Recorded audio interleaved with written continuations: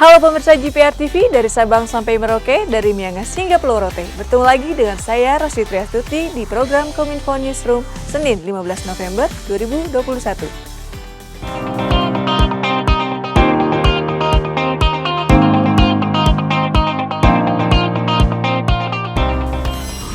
Peparnas 16 Papua resmi ditutup oleh Presiden Joko Widodo, Sabtu 13 November 2021 di Stadion Mandala Jayapura. Pada pidatonya, Presiden menyampaikan bangga dan menyatakan bukan hanya torang bisa, tapi torang hebat.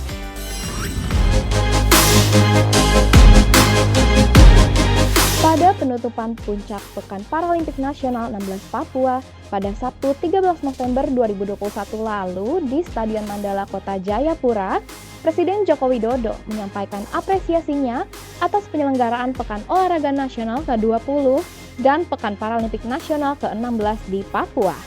Presiden menilai bahwa kedua perhelatan olahraga tersebut dinilai sukses, bukan hanya perayaan olahraga semata. Namun, masyarakat Indonesia juga merayakan keberagaman dan menghormati kesetaraan. Melalui PON dan Peparnas di Papua ini, kita juga menunjukkan kebangkitan besar olahraga nasional kita. Kita juga merayakan keberagaman. Kita juga menghormati kesetaraan dan bersama-sama kita meraih prestasi yang mengharumkan bangsa dan negara. Sekali lagi, terima kasih atas kerja keras semua pihak yang telah mensukseskan Peparnas ke-16 ini. Saya tegaskan sekali lagi, bukan hanya torang bisa, tetapi semua ini menunjukkan bahwa torang hebat. Sekali lagi, torang hebat.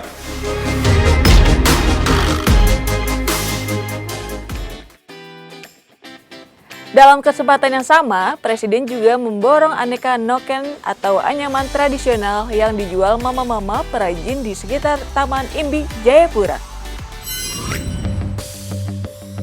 Presiden Jokowi mengunjungi Pasar Noken Taman Imbi, Jayapura, Papua, Sabtu 13 November 2021 usai kunjungannya ke Papua. Presiden Jokowi menyempatkan diri datang usai menyaksikan pertandingan judo yang merupakan salah satu cabang olahraga dalam Pekan Paralimpik Nasional atau Peparnas. Dalam kunjungannya, Presiden dan rombongan termasuk anggota Pas Pampres turut membeli beberapa noken dan kerajinan khas Papua yang dijual para pedagang. Diana, salah satu pedagang, mengatakan bahwa sangat rindu sekali dengan Presiden Jokowi dan sangat senang sehingga bisa berjabat tangan langsung dengan Bapak Presiden Joko Widodo. Aku tuh rindu, ingin mau ketemu apa saja, tapi ternyata alhamdulillah hari ini aku ketemu Bapak. Aku berterima kasih karena hari ini aku pegang jabat tangan sama Bapak Jokowi.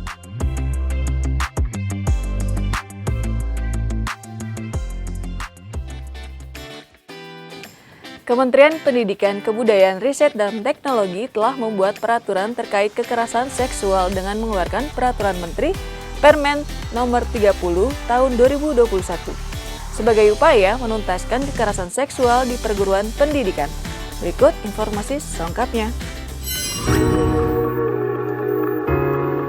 Kementerian Pendidikan, Kebudayaan, Riset, dan Teknologi membuat aturan terkait kekerasan seksual dengan mengeluarkan Peraturan Menteri Nomor 30 Tahun 2021 tentang pencegahan dan penanganan kekerasan seksual. Mendikbudristek Nadiem Makarim telah melakukan survei baik eksternal maupun internal yang menunjukkan bahwa 90% korban kekerasan seksual adalah perempuan. Adapun sebanyak 77% perguruan tinggi mengaku bahwa kekerasan seksual pernah terjadi di universitasnya.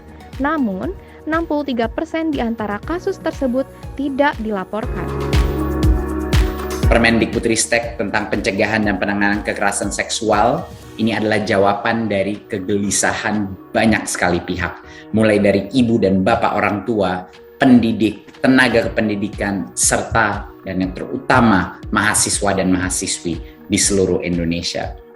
Kita sudah mendengar respons masyarakat terkait regulasi ini dan akan terus mendengar berbagai masukan. Kami terbuka atas semua masukan, dan bagi saya beragam respons yang muncul itu adalah tanda yang sangat baik, tanda bahwa banyak yang peduli tentang pendidikan Indonesia dan memikirkan masa depan generasi penerus kita.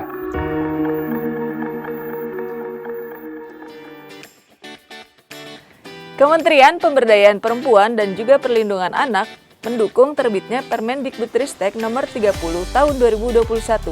Menurut Menteri PPPA, Bintang Puspayoga, pencegahan kekerasan seksual harus dilakukan oleh semua pihak, termasuk lingkungan pendidikan.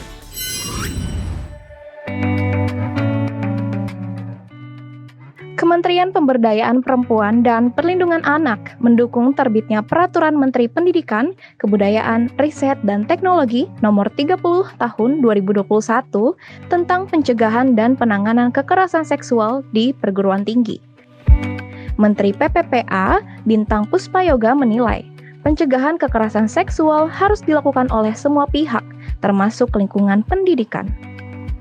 Permen PPKS ini tentunya menguatkan upaya kami untuk memberikan perlindungan kepada perempuan dan anak-anak Indonesia, sekaligus menjadi regulasi yang tepat untuk mencegah, menangani, dan mengurangi risiko berulangnya kekerasan seksual di kampus, sembari terus memperjuangkan pengesahan regulasi dan sistem hukum penanganan kekerasan seksual yang lebih komprehensif. Dan diharapkan, regulasi pencegahan kekerasan dan penanganan kekerasan seksual di lingkungan kampus dapat diterapkan secara cermat dan tepat.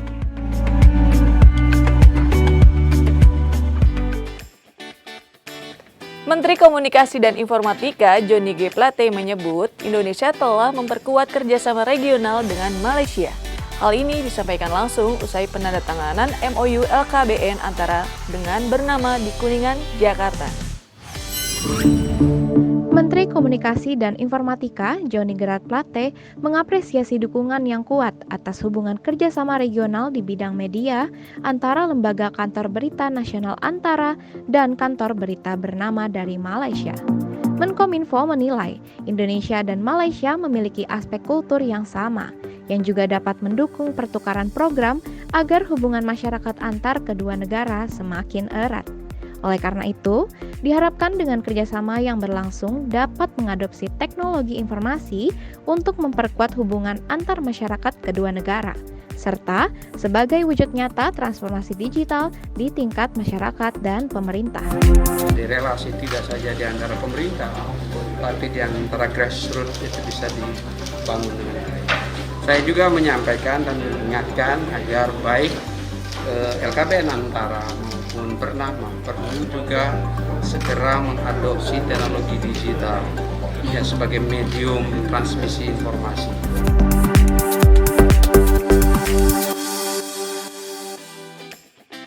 Itulah ragam informasi yang telah kami kemas untuk Anda. Dapatkan update berita pilihan setiap harinya di kanal GPR TV atau melalui sosial media gprtv.id. Saya Rosyitri Astuti pamit, sampai jumpa.